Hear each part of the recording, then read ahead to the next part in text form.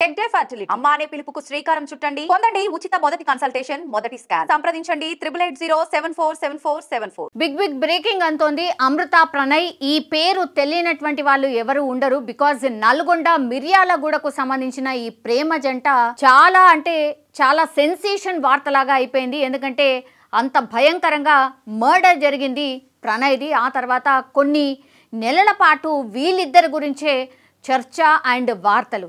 So ఈ కేసుకి సంబంధించి ఈరోజు తుది తీర్పు వెల్లడించింది కోర్టు. దానికి సంబంధించిన అప్డేటే మనకు అందుతోంది. ఎందుకంటే ఈ కేసులో అన్ని సంచలనాలే. బికాజ్ ఆ రోజు ఏం జరిగింది ఏంటి అనేది చెప్పుకుందాం. కానీ దానికంటే ముందు కోర్టు ఏం తీర్పు ఇచ్చింది ఏంటి అనేది నేను చెప్పే ప్రయత్నం చేయబోతున్నాను. ఈరోజు తుది తీర్పు వెల్లడించింది ఈ కేసులో. సో ఈ కేసుకి సంబంధం ఉన్నటువంటి 8 మందిలో ఏవనగా మారుతిరావు అంటే అమృతకు సంబంధించిన ఫాదర్, ఆయన ఆత్మహత్య చేసుకొని చనిపోయిండు. ఆయనే అమృతకు సంబంధించిన ఫాదర్. ఈ కేసు పూర్తిగా సూత్రధారి అతనే, కానీ ఆయన ఆత్మహత్య చేసుకోవడం జరిగింది. ఈ కేసులో A2గా ఉన్నటువంటి సుభాష్ శర్మకు కోర్టు ఉరిశిక్ష విధించింది. అంటే A2గా ఉన్నాడు కాబట్టి ఉరిశిక్ష. దెన్ మిగిలిన ఎవరైతే 6 దోషులు ఉన్నారో వాళ్ళందరికీ కూడా జీవిత ఖైదు విధించడం అయితే జరిగింది. అంటే ఏ ఇయర్లో జరిగిందంటే 2018 సెప్టెంబర్ 14న ప్రణయ్ హత్యకు గురైండు.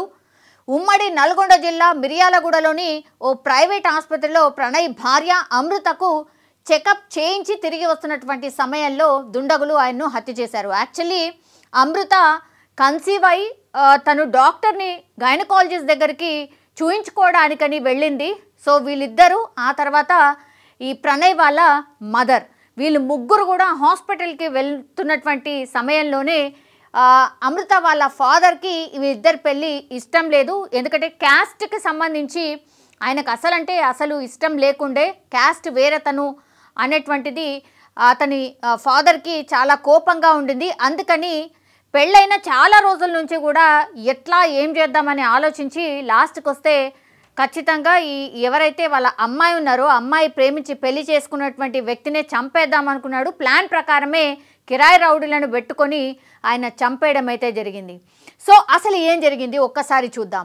ప్రణయ్ అమృత చిన్ననాటి స్నేహితులు. ఈ స్నేహం ప్రేమగా మారింది. ఈ ప్రేమకు అమృత పేరెంట్స్ అభ్యంతరం తెలియజేశారు. వీరిద్దరివి వేరువేరు సామాజిక వర్గాలు. దీంతో అమృత పేరెంట్స్ ఈ పెళ్లికి ఒప్పుకోలేదు. ప్రణయ్ను అమృత కుటుంబ సభ్యులు వార్నింగ్ కూడా ఇచ్చిండ్రు. వాళ్ళిద్దరికీ కూడా వార్నింగ్ కూడా ఇవ్వడం జరిగింది. అయితే 2018 జనవరి 31న అమృత ప్రణయ్ హైదరాబాద్ ఆర్య సమాజ్లో పెళ్లి కూడా చేసుకున్నారు. ఆ తర్వాత కొంతకాలం వీరిద్దరూ మిర్యాలగూడకు దూరంగా ఉన్నారు. ఆ తర్వాత మిర్యాలగూడకు వచ్చారు. మిర్యాలగూడలో అమృత ప్రణయ్ పెళ్లి రిసెప్షన్ కూడా చాలా గ్రాండ్గా జరిగింది. ఆ తర్వాత కొన్ని రోజులకే ప్రణయ్ హత్యకు గురయ్యాడు. సో 1600 పేజీల ఛార్జ్షీట్ నమోదైంది హత్యకు గురైన తర్వాత. సో డీటెయిల్డ్ రిపోర్ట్ ఇది, డీటెయిల్డ్ ఛార్జ్షీట్ ఇది. సాక్షులందరినీ ప్రవేశపెట్టి ఈ కేసులో ఎవరెవరు ఇన్వాల్వ్ అయి ఉంటారు ఏంది అనేది కూడా పూర్తిగా ఇన్వెస్టిగేషన్ నడిచింది. 2018 నుంచి ఈనాడు వరకు పూర్తిగా సాక్షులు ఏవైతే ఈ సాక్ష్యాధారాలు ఏవైతే ఉంటాయో వాటన్నిటినీ కలెక్ట్ చేస్తే 1600 పేజీల ఛార్జ్షీట్ అయింది అది. సో ప్రణయ్ తండ్రి బాలస్వామి ఫిర్యాదు మేరకు పోలీసులు ఈ కేసు విచారణ చేశారు. అంటే అప్పట్లో ఉమ్మడి నల్గొండ జిల్లా ఎస్పీగా ఉన్న ఏవి రంగనాథ్ ఈ కేసు విచారణను స్వయంగా దగ్గరుండి పర్యవేక్షించారు. ఈ కేసుకు సంబంధించి 2019 జూన్ 12న పోలీసులు 1600 పేజీల ఛార్జ్షీట్ దాఖలు చేశారు. ఈ కేసులో A1గా అమృత తండ్రి తిరునగరు మారుతిరావు, A2గా బీహార్కు చెందినటువంటి సుభాష్ శర్మ, A3గా అస్గర్ అలీ, A4గా అబ్దుల్ బారీ, A5గా MA కరీం, A6గా తిరగనూరు శ్రవణ్ కుమార్, A7గా శివ, A8గా నిజాంను నిందితులుగా చేర్చడం జరిగింది. ఈ కేసులో కులాంతర వివాహం చేసుకున్నందుకు ప్రణయ్ను మారుతిరావు హత్య చేయించారని పోలీసులు తమ విచారణలో తేల్చారు. సో ఇతను అంటే ప్రణయ్ని చంపించడానికి మెయిన్ రీజన్ ఏంటంటే అమృత తండ్రి. సో ఆయన పేరు వచ్చేసి మారుతిరావు. సో ఆయన్నే చంపాలనుకున్నాడు, చంపించాడు. వీళ్ళందరినీ కూడా ఎట్లా చంపాలి ఏంది అనేది కూడా డబ్బులు ఇచ్చి వీళ్ళందరినీ కూడా పెట్టుకొని చంపించడం అయితే జరిగింది. సో ఆ తర్వాత ఏం జరిగింది, ప్రణయ్ హత్య కేసులో A1గా ఉన్నటువంటి తిరునగరు మారుతిరావు 2020 మార్చి 7న హైదరాబాద్లో ఆత్మహత్య చేసుకున్నాడు. హైదరాబాద్ ఖైరతాబాద్లోని ఆర్య వైశ్య భవన్లో ఆయన సూసైడ్ చేసుకున్నాడు. అమృత అమ్మ వద్దకు వెళ్ళు అంటూ ఆయన ఆ సూసైడ్ లేఖలో రాసినట్టు అప్పట్లో మీడియాలో కథనాలు కూడా వెలువడ్డాయి. గిరిజ తనను క్షమించాలని ఆయన తన భార్యను ఉద్దేశించి ఆ లేఖలో రాశారు. హైదరాబాద్లో ప్రముఖ లాయర్తో మాట్లాడేందుకు వచ్చి ఆయన ఆత్మహత్యకు పాల్పడ్డాడు. సో ఇది కూడా ఒక సెన్సేషన్.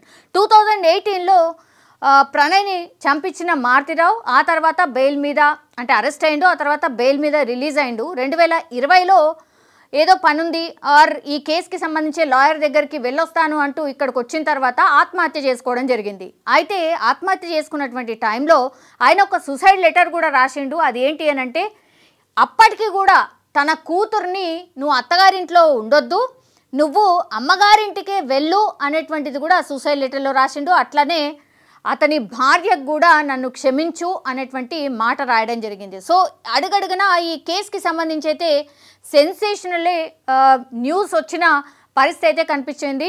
సో ఆఫ్టర్ 2018లో ఇన్సిడెంట్ జరిగితే ఈరోజు మనం 2025లో ఉన్నాం. అంటే ఆఫ్టర్ 6 years తర్వాత ఈ కేసులో తుది తీర్పు వచ్చింది.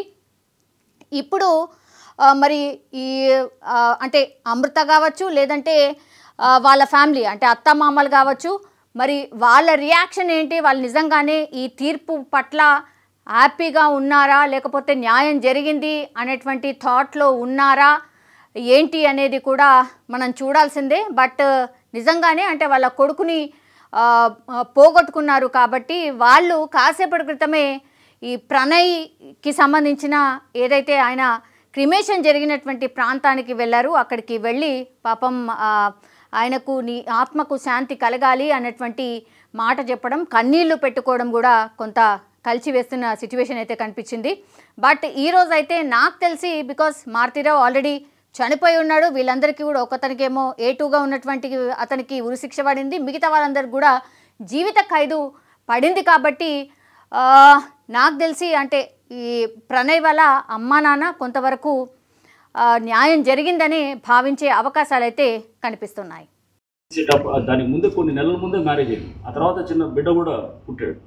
పుట్టిన తర్వాత పాపం అతను లైఫ్ అంతా ఈ విధంగా అంటే అతను అంత ఊహించుకోలేదు దీనికి ఇంత పగడ్బందీగా జరుగుతుందని చెప్పేసి. సో పెళ్ళయి చిన్న బిడ్డ కూడా పుట్టి ఇది ఇప్పుడు ఇతను మరణశిక్ష అనేది డెఫినెట్గా ఇది అందరికీ కూడా ఇది ఒక గుణపాఠం కావాలి. ఇట్లాంటి హైడ్ కిల్లర్స్కి లేకపోతే ఇది ఆనర్ కిల్లింగ్స్లో ఇన్వాల్వ్ అయ్యే వాళ్ళకి వీళ్ళందరికీ కూడా ఒక గుణపాఠం కావాలి. అండ్ మీరు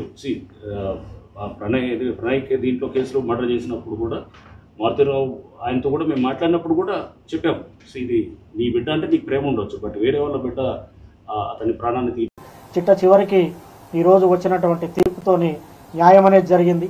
వాస్తవంగా అందరూ మీకు సంతోషంగా ఉందంటారంటే సంతోషం కాదు, ఇది వాస్తవంగా ఏంటంటే నా బాధను ఎవరు తీర్చలేరు, నా కొడుకు లేని బాధ ఎవరు తీర్చలేరు. మేము ప్రతినిత్యం బాధపడుతూనే ఉన్నాం. ఎవరన్నా బయట బాబులు కనుక్కున్నప్పుడల్లా మా బాని క్లాస్మేట్స్ కనిపించినప్పుడల్లా బాధ ఉంటుంది. కాబట్టి దయచేసి నేను చెప్పేది ఏంటంటే చంపుకోవటం అనేది కరెక్ట్ కాదు. ఇప్పుడు నా మనవడు ఉన్నాడు, మనవడిని కూడా మేము చూసుకోవాలి. మాకు ఎవరి మీద కోపాలు లేవు.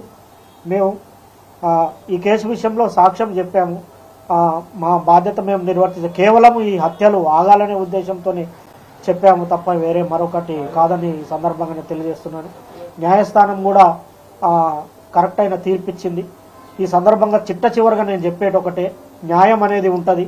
పోలీసులు కానివ్వండి, చట్టం కానివ్వండి, న్యాయమూర్తులు కానివ్వండి, న్యాయవాదులు కానివ్వండి ప్రలోభాలకు లొంగుకారు. ఈ దేశంలో, ఈ రాష్ట్రంలో, ఈ సమాజంలో న్యాయం అనేది ఉందని మరొకసారి రుజువందని తెలియజేసుకుంటూ సెలవు తీసుకుంటాం.